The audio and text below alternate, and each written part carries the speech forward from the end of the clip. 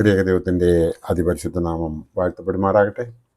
കർത്താവിൽ പ്രിയ വിശ്വാസികളുടെ സമൂഹമേ, നിങ്ങളേവരെയും വളരെ വിനീതമായി പ്രഭാതവചനത്തിലേക്ക് സ്വാഗതം ചെയ്യുന്നു.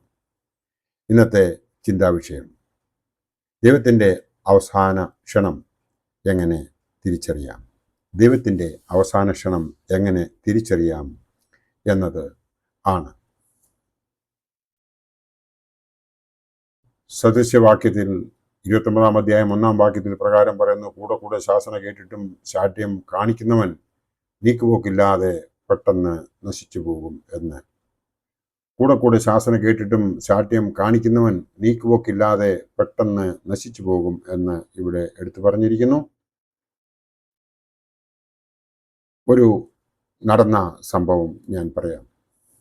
വർഷങ്ങൾക്ക് മുമ്പ് ഒരു ദിവസം ഞാൻ ഒരു സ്റ്റുഡിയോയിൽ നിന്നും പുറത്തേക്ക് ഇറങ്ങിയ സമയം ഹൈസ്കൂളിൽ വെച്ച് എൻ്റെ കൂട്ടത്തിൽ പഠിച്ചിരുന്നതായ ഒരു ആളിനെ കണ്ടുമുട്ടാൻ ഇടയായി.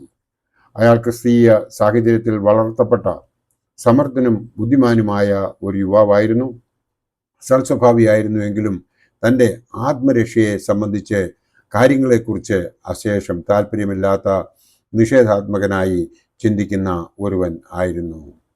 അല്പസമയം സംസാരിച്ചപ്പോൾ അയാളുടെ ആത്മീയ നിലയെപ്പറ്റി അന്വേഷിക്കുന്നതിനും പരിശുദ്ധാത്മാവ് എന്നെ പ്രേരിപ്പിച്ചു എന്ന് തന്നെ വേണം പറയുവാൻ. കാരണം അവൻ വിവാഹം കഴിച്ചു, അവന് 2 കുട്ടികളും ആ സമയത്ത് ഉണ്ട് എന്ന് അവൻ എന്നോട് അറിയിച്ചു. എന്നാൽ നേരത്തെ വളരെ വിശ്വാസത്തോടുകൂടി കഴിഞ്ഞതായ ആ കുടുംബത്തിൽ നിന്ന് അവൻ വിവാഹിതനായതോടെ അവൻ്റെ വിശ്വാസത്തിൽ നിന്നൊക്കെയും അവൻ അകന്ന് അവൻ ദൈവത്തെ മറന്നവനായിട്ട് പൈസ ഉണ്ടാക്കുന്നവാൻ വേണ്ടി മാത്രം തത്രപ്പെട്ട് ഓടി നടന്ന ഒരു വ്യക്തിയായിരുന്നു എന്ന് എനിക്ക് മനസ്സിലാക്കുവാൻ സാധിച്ചു. ഞാൻ അവനോട് പറഞ്ഞു, നീ ആ പഴയതുപോലെ തന്നെ എല്ലാ ദിവസവും പള്ളിയിൽ പോവുകയും വിശുദ്ധ കുർബാനയിൽ സംബന്ധിക്കുകയും അതുപോലെ തന്നെ കുമ്പസാരിക്കുകയും അത് വിശുദ്ധ കുർബാന അനുഭവിക്കുകയും ഒക്കെ ചെയ്തതിന് ശേഷം ആ വേദപാഠം പഠിപ്പിക്കാനായിട്ട് നീ പോയിക്കൊണ്ടിരുന്ന ആ പരിപാടിയൊക്കെ അഗെയിൻ സ്റ്റാർട്ട് ചെയ്യണം എന്ന് പറഞ്ഞപ്പോൾ അവൻ എന്നോട് പറഞ്ഞത്, എനിക്കിതിലൊന്നും താല്പര്യമില്ല എന്നാണ്. അപ്പോൾ ഞാൻ അവനോട് പറഞ്ഞു, നമ്മൾ നല്ല ഒരു കൂട്ടുകാരായിരുന്നല്ലോ. അന്ന് നമ്മൾ പരസ്പരം അങ്ങോട്ടും ഇങ്ങോട്ടും പറയുന്നതൊക്കെയും നമ്മൾ അംഗീകരിക്കുമായിരുന്നല്ലോ. ഇത് എൻ്റെ അവസാനത്തെ ഒരു ഉപദേശമായിട്ട് നീ സ്വീകരിക്കുക.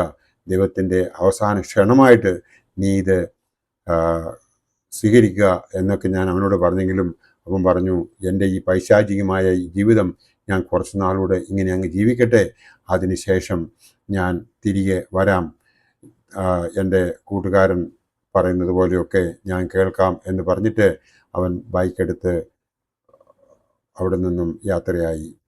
ഒരാഴ്ച കഴിഞ്ഞ് എനിക്ക് അറിയുവാൻ സാധിച്ചത് അവൻ ബൈക്ക് ആക്സിഡൻറ്റിൽ മരിച്ചു എന്നാണ്.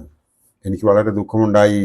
എന്നാൽ തന്നെയും ഞാൻ മനസ്സിലാക്കിയത്, അവൻ ദൈവാനുഗ്രഹം അവനിൽ നിന്ന് പോയതിനാൽ, ദൈവം അവനെ തള്ളിക്കളഞ്ഞതിനാലാണ് അവനത് സംഭവിച്ചത് എന്ന് ഞാൻ കരുതി.